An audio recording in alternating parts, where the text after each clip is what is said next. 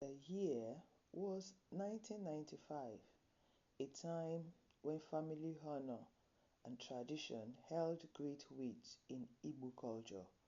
Obinna, a young ambitious businessman in Lagos, had everything a man could wish for: a thriving trade, a loving wife, and a son he adored. Yet, in the blink of an eye, everything changed. A misunderstanding over his elder brother, Ifeanyi, the man he revered most, shattered his marriage. Adaobi, his wife, was headstrong and unafraid to challenge Ifeanyi's influence over him. But in a society where loyalty to family, especially an elder brother, was paramount, Obinna made the painful choice: he sent his wife away. By the time regret set in, it was too late. Divorce was final. What he didn't know was that Adaobi was carrying his second child, and while he tried to move on in Lagos, life had different plans for him. The argument had started small, whispers of discontent between Adaobi and Ifeanyi. "Your brother controls you too much, Obinna. We are a family now. You need to make decisions for us, not him," she had said one evening after dinner. "Ifeanyi raised me, Ada. He sacrificed everything for me. Do you expect me to turn my back on him?" Obinna had shot back. One fateful night, the tension boiled over. Ifeanyi had accused Adaobi of being disrespectful, and she, in turn, accused him of meddling too much in their marriage. Obinna's temper flared. "If you cannot respect my brother, then you cannot stay in my house." The words had barely left his mouth before Adaobi packed her bags and left for her mother's house in the north. Days turned into weeks, anger turned into pride, and before he knew it, he had taken drastic steps: a divorce through the customary courts. A month after the divorce, news reached Obinna's family in the east. Adaobi was pregnant. His brother Ifeanyi was furious. "That woman is cunning. She only wants to trap you back," he had warned. But when Adaobi gave birth to a baby boy, there was no denying the truth. Obinna reluctantly accepted the child as his own, though he never made any efforts to see him. Life moved on. Adaobi, now a single mother, poured all her love into raising Chukwudi, 3 years old, and the newborn Somto Chukwu. Her mother, Mama Ejima, stood by her, ensuring her grandchildren never lacked. By the time Chukwudi was 5 years old and Somto was 3, Obinna decided it was time for them to be with him. A boy should grow up among his own people, not in the north, he told Adaobi's family. Adaobi protested.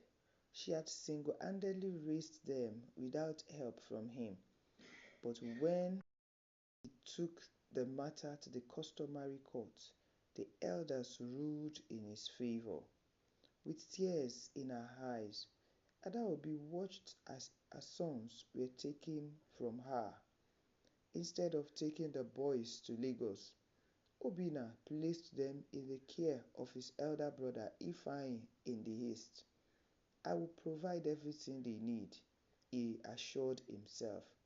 True to his word, he sent money, school fees, and foodstuff every month. But unknown to him, Ifeanyi's wife, Nkiru, was a heartless woman. She saw the boys as a burden.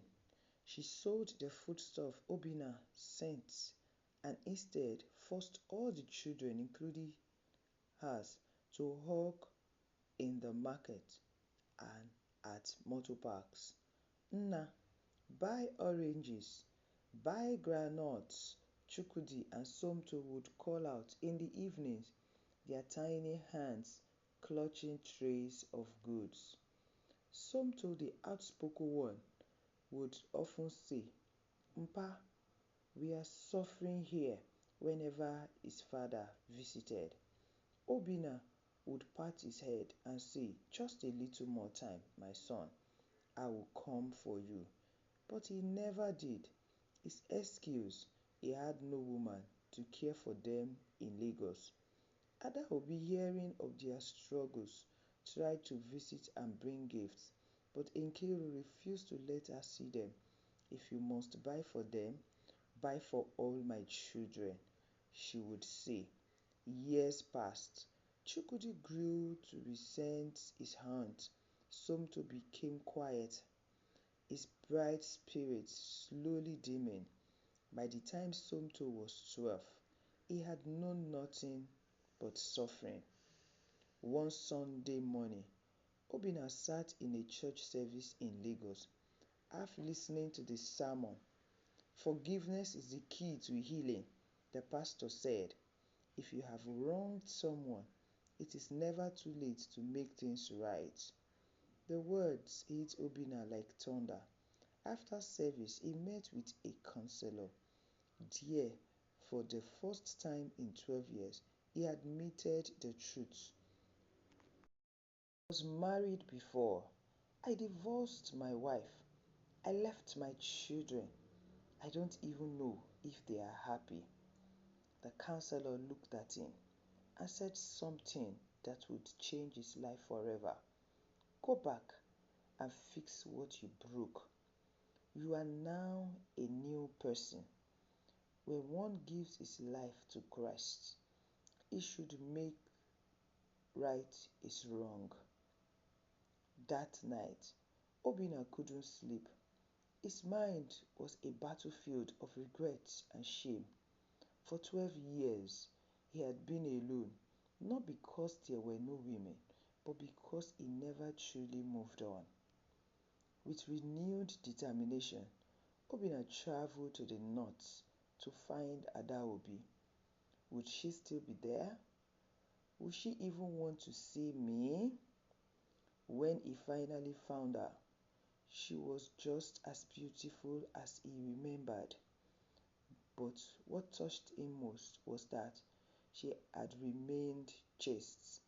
I never remarried, she told him. I was waiting for God's will. Tears welled up in Obinna's eyes. For the first time in years, he saw what he had lost. Ada, please, let's start over. Shock crossed her face, then silence, then, finally, a nod. The families met at the end of the 12th year. They remarried in a traditional ceremony. This time, he took her with him to Lagos, determined never to make the same mistake. But what about Chukwudi and Somto? The day he arrived in the east to take his son, Chukwudi stood with folded arms, his face hard. But Ifeanyi wouldn't let Obinna go with his sons. My brother, why do you want to take them away? They have become part of this family here. Are we not a family? These children are my children too.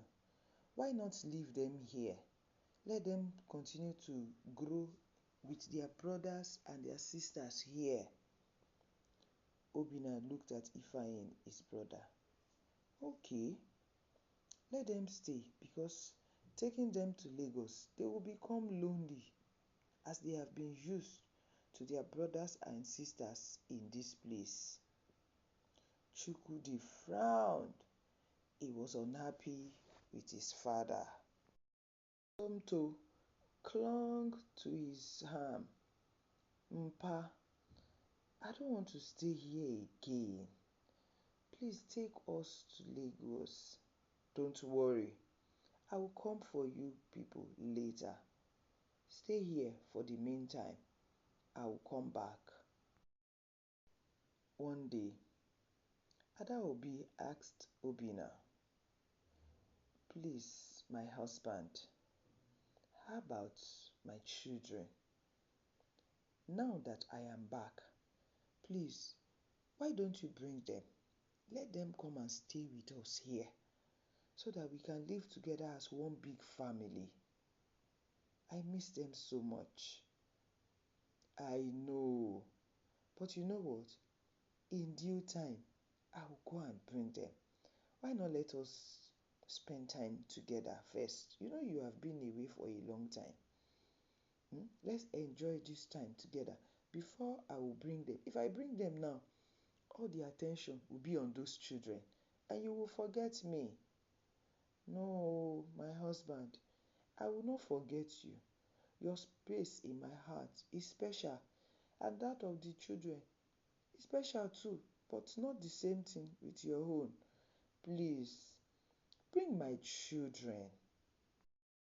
Chukwudi had always loved his mother. She was the only warmth he had ever known, the only true source of comfort in his life. He remembered years when he was younger with his mother in the north. But his father was a stranger, a man whose decisions had shaped his pain, but who had never truly been present. And now, after years of suffering, he was supposed to just pack his things and go live with him. No, he wasn't ready for that. Somto, on the other hand, had reached his limits at 13. He had seen enough. The years of hawking, of going to bed hungry because Auntie Nkiru had sold the food meant for them, of being beaten for speaking the truth. He was done. Unlike his older brother, Somto had always been the one to speak up, but his words had cost him many strokes of the cane. He had learned to be quiet, to endure, but deep down he was planning his escape. One evening, Somto was sent to the market to buy foodstuffs. It was routine, something he had done countless times, but that day was different. That day, he had a plan. He took the money, bought a few items as expected, but pocketed the rest with his heart pounding in his chest. He walked to the bus park. Where are you going, small boy? A bus conductor asked. Umuahia, he replied confidently, the conductor eyed him suspiciously. You get money? Somto nodded and handed over the fare.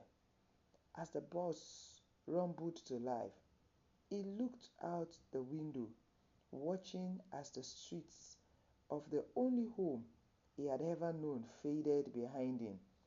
He didn't know exactly how to get to his maternal grandfather's house, but he had listened carefully whenever his mother spoke about her village. He had memorized the name, the landmarks, and the general direction. It was all he had to go on. When he arrived in Umuahia, he hesitated for a moment. The village was larger than he had imagined. He walked aimlessly until he saw a group of children playing by the stream. His stomach rumbled, but he ignored it and walked toward them. Maybe one of them could help. He waded into the water, trying to blend in. He was just another boy enjoying a late afternoon swim. But then a familiar voice called him. Somto! He turned to see a teenage boy staring at him, his eyes filled with disbelief. It was his mother's nephew, a boy who had once visited them in his uncle's house with his mother. "What are you doing here?" the boy asked. Sometimes lips quivered, but he forced himself to stay strong. "I came to see Grandpa." The older boy took him by the hand. "Come with me. Grandpa will want to see you." When they arrived at the compound, Somto's grandfather was sitting on his wooden stool, chewing on a stick of sugar cane. The old man's face broke into a smile when he saw his grandson, but that smile quickly faded when he noticed the bruises on his arms. "Who did this to you?" his grandfather asked, his voice laced with anger. Tears welled up in Somto's eyes. "Auntie Nkero." The old man set his sugar cane aside. "You will not go back there." Back at his uncle's place, chaos erupted when Ifeanyi realized Somto was missing. The boy had never been gone this long. His wife, Nkeru, clicked her tongue. "It serves him right. That boy is too stubborn. He should come back if he knows what's good for him. If anything happens to that boy, do you know what my brother Obinna would do to me?" Ifeanyi shouted. A neighbor walked into the compound just then. "I saw Somto at the park. He boarded a bus to Umuahia." Ifeanyi's stomach dropped. "Ewo! Chineke! I am finished." There was only one place the boy could have gone, his grandfather's house. And that meant one thing: their secret was out. The next morning, Ifeanyi traveled down to Adaobi's paternal village. When he arrived there, he saw Somto Chukwu eating with his grandpa. "Dede, good morning, sir." The grandpa looked at Ifeanyi. "Good morning. What are you doing here?" "Ah, Dede, bikono, please. I got notice that Somto Chukwu came down to see you, and I'm happy he is here. But Dede, please, let me take him back home." "No way. The only person that can take this boy out of here is his father. I am not going to release this boy to you or any other person. Go get his father." When the message reached Somto's father in Lagos, he could barely breathe. His son was missing, and Ifeanyi hadn't protected him. Without hesitation, he packed a small bag and rushed to the park that night to board the next available bus to the east. It was a long journey, but his mind was even more restless than his body. Memories of his past mistakes haunted him. He had abandoned his children. Yes, he had provided for them. But had he really been a father? Had he not left them to suffer in silence? By the time he arrived at Ifeanyi's house before dawn, his face was set in stone. "Brother, what did I hear?" he demanded. Ifeanyi lowered his gaze. "I am sorry, but he is with his grandfather. He won't let him go unless you come yourself." The father wasted no time. With his heart pounding, he made his way to the village. When he arrived, he found Somto sitting with his grandfather. looking healthier and happier than he had ever seen him in the past. His father knelt before the old man. Please, Maazi, I have come for my son. I am sorry for all that has happened. The old man took a deep breath. Not just Somto. Take both of them. They have suffered enough. Tears welled up in the father's eyes. I promise I will make things right. He took Somto with him and traveled back to his brother's place. That evening, for the first time in years, he sat with both his sons.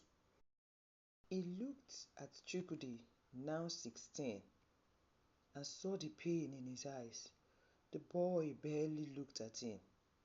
Chukwudi, I know I don't deserve your forgiveness, he said softly, but I am your father. I love you, and I want to be the father you deserve. Chukwudi remained silent. The resentment in his heart was heavy. He remembered the years of his suffering without his father.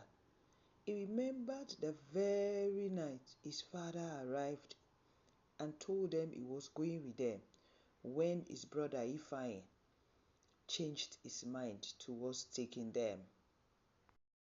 He said nothing to his father. Somto, still young and longing for a family, reached out and held his father's hand. Let's go home, Mpa. And so, that night, the three of them boarded the bus to Lagos.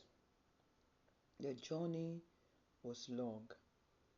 Though it was a night journey, the boys refused to close their eyes.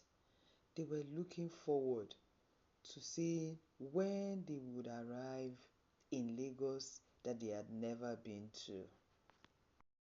At dawn, they arrived in Lagos. The moment their mother saw them, she let out a wail of joy and wrapped her arms around them. She examined their thin frames, their bruises, their tired eyes, and she wept. My babies, she sobbed, never again will you suffer. Obi, their baby brother, cooed from his crib, and for the first time in years, the family was whole. But Chukwudi remained distant. That night, his father knocked on his door. May I come in? There was silence. Then a quiet yes. His father sat beside him on the bed. Chukwudi, I know you hate me, and I deserve it, but I want to be different. Will you give me a chance? Chukwudi looked at him. For a long time, he thought of the years of suffering, the nights spent hungry, the humiliation of hawking in the streets. He wanted to hold on to his anger. But then he thought of his mother, of Somto, of the family he finally had again. Slowly he nodded. Just don't hurt us again. Tears streamed down his father's face as he pulled his son into a tight embrace. Never again, my son. Never again. For the first time in a long time, Chukwudi allowed himself to believe in hope. The next morning, Obinna had gone to make enquiries about a school not too far from the house to register Somto, and Chukwudi. The week following, the boys resumed school right in their father's house. Every morning, their mother, Adaobi, dressed them up for school as if they were actually babies. But the joy of having the children, she was not allowed to show mother care at their tender years. She poured her love on them. Every morning she watched as they dressed in their beautiful uniforms going to school. Obinna had become a complete man. His joy was full. His wife, Adaobi, was back fully with him. His sons, Chukwudi and Somto, were back to him. And not just that, God had blessed them with little Obi, and the family was happy again. Obinna, back at his business. One day, he had a chat with one of his colleagues. I am a fulfilled man.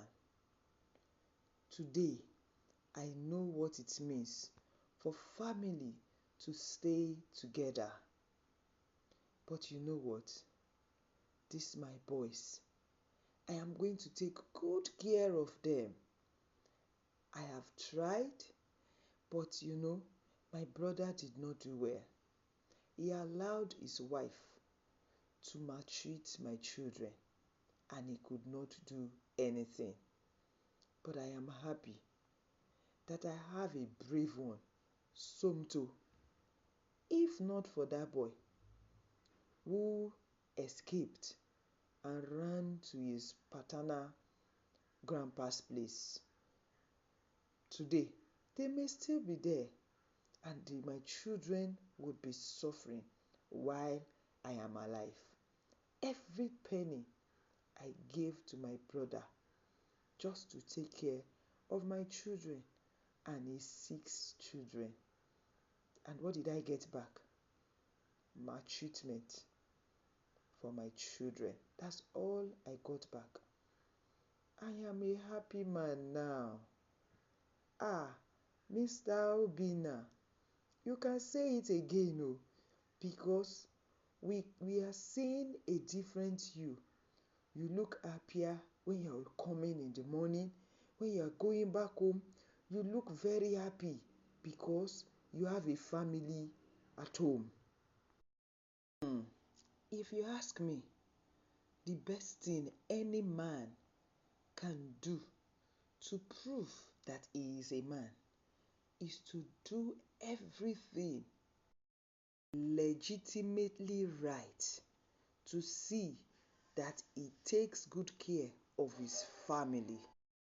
Also, to ensure that his family stay together. It is not good when one is alive, able, with 2 hands and 2 legs, and then for one reason you leave your children to the care of another person. That was my mistake. I thought my brother, the brother that I loved so much, the brother that, the way we grew up, just the 2 of us, I thought he would be able to take care of my children like his own. I did not know that my children were suffering, even with everything that I provided. Now, you have really tried, and I am happy for you. Thank God that you were able to get your wife back. 1, that your beautiful wife. 2, I am happy that you were able to get your sons back from your brother. Now their mother can take good care of them. Then number 3, I am so much happy for the fact that God decided to give you another even after 13 years.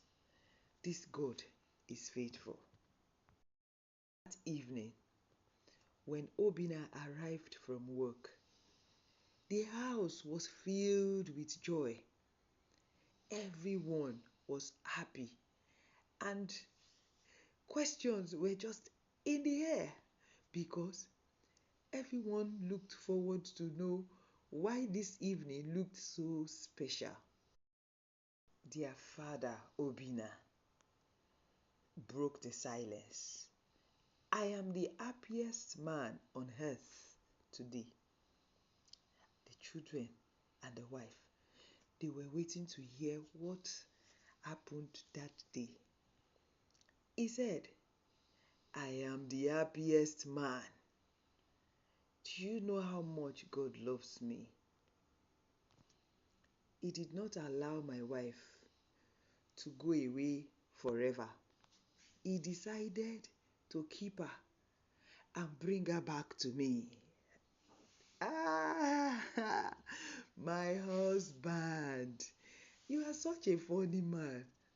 Really, in fact, indeed, it is God that kept you too, that put in your heart to come back for me. They hugged each other. And you know what? Number 2,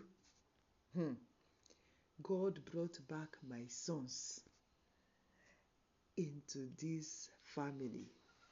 Now we can live as a big family. Number 3, God did not just leave us with Chukwudi and Somto. He decided to give us an addition, and he gave us Obi. God indeed is faithful. The whole family jubilated. What a story. I love the stories I share. Please subscribe to my channel, like, comment, and do not forget to share with your loved ones. If you wish to help me grow my channel, please buy me a super thanks. This is African Tales by Ewa, where every story carries a lesson of hope. Thank you for watching my story. I appreciate your time spent on my channel. I do not take your support for granted. Until I come again with another interesting and educating story. Bye for now.